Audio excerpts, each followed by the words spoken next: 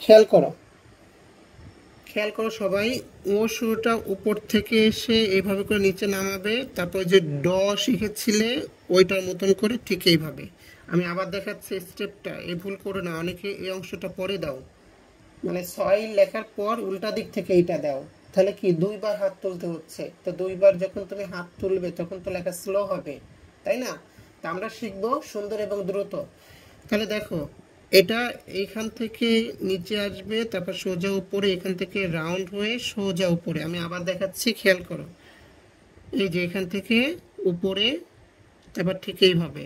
আবার খেয়াল করো, উপরে উঠবে, তারপর এখান থেকে ঠিক এইভাবে। তো অনেকে দেখা যায় যে আগে এইভাবে করে 6 লেখো, হ্যাঁ, দেখো একবার হাত উঠিয়েছে, তারপর এখান থেকে এইভাবে করে অংশ করো।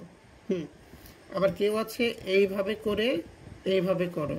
হ্যাঁ, এখানে একটা পদ্ধতিও কিন্তু সঠিক নয়, সঠিক হচ্ছে এটা যেভাবে দেখিয়েছি।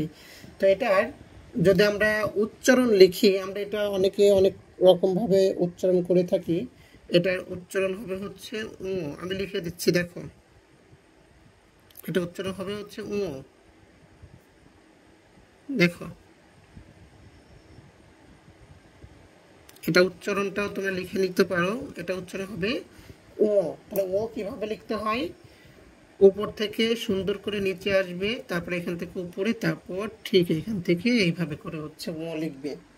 ঠিক আছে, 6 থেকে ও করা যাবে না। লেখো। আচ্ছা, আমরা এখানে দেখতে পাচ্ছি শেহেরিশ। শেহেরিশ সুন্দর করে লিখছে।